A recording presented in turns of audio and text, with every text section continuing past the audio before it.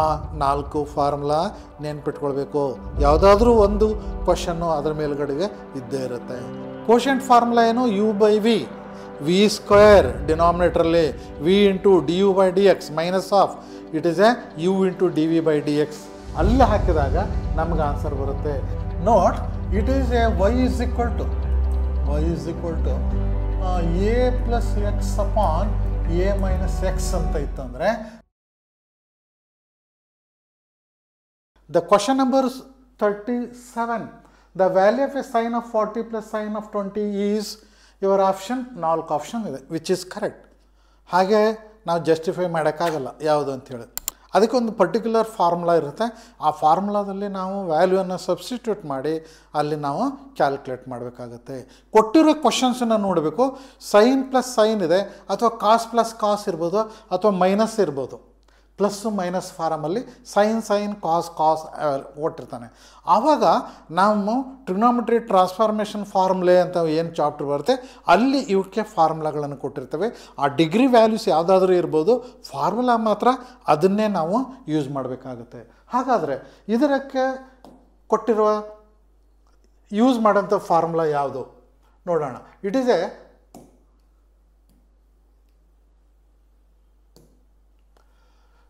sin 40 and sin 20 ಅಂತ ಇದೆ. therefore the solution it is a sin of a ಅಥವಾ c ಅಂತ ತಗೊಳ್ಳೋಣ. ನಿಮಗೆ c ಅಂತ ಬರೆಸಿರ್ತೀವಿ. sin d is equal to formula ಇದೆ sin c plus sin d, sin c minus sin d, cos c plus cos d ಆ ಥರ ಇರುತ್ತೆ.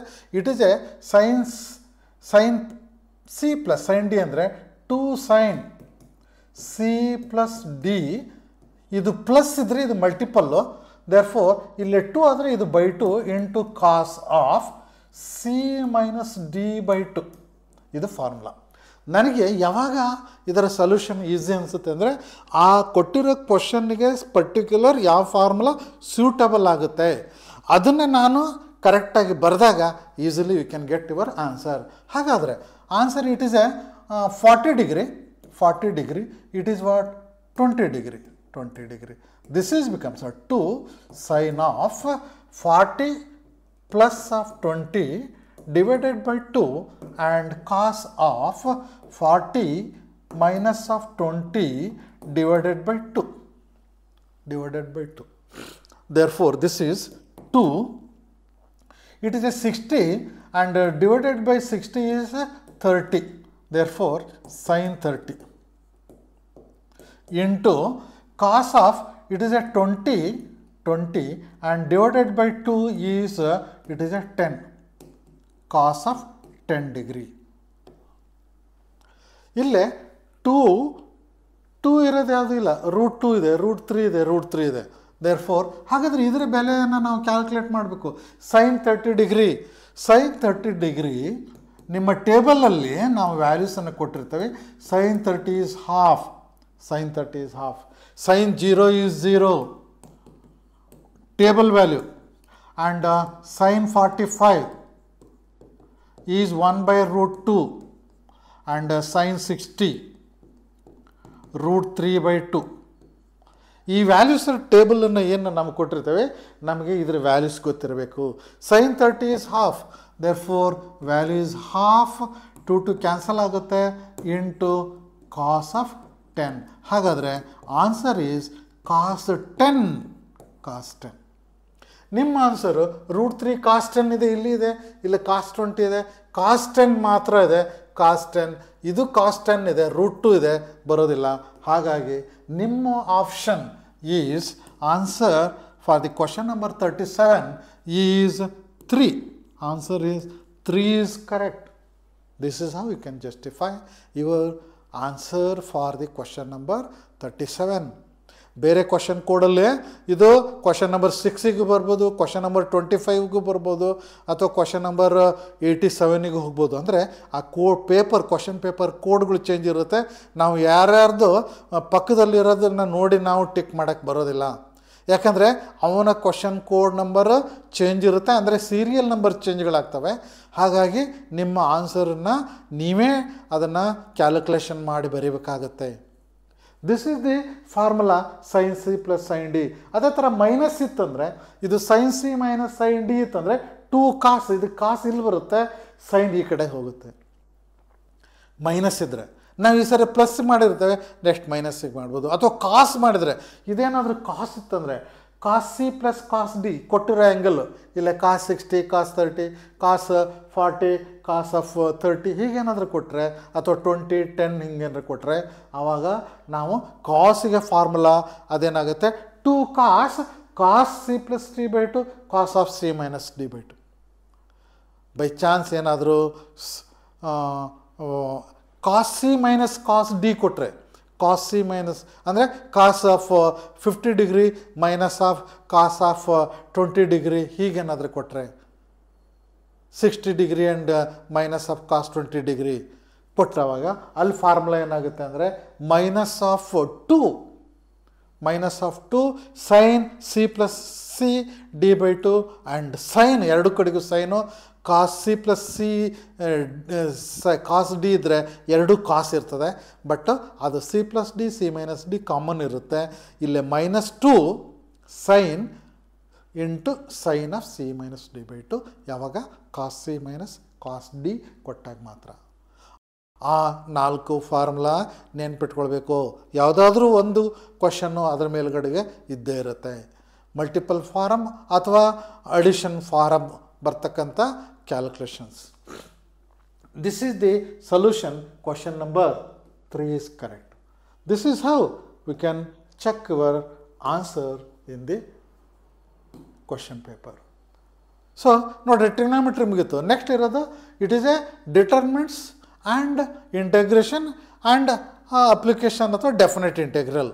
ಇವಿಷ್ಟೇ ನಿಮಗೆ ಕ್ವಶನ್ಸ್ಗಳು. ಇದ್ರ ಮೇಲ್ಗಡೆಗೆ 4 ಕ್ವಶನ್ಸನ್ನು ತೆಗೆದಿರ್ತಾನೆ.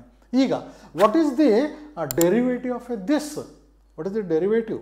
The derivative is easily we can also check here by the your solution. That is ನೋಡಿ, it is a nothing but note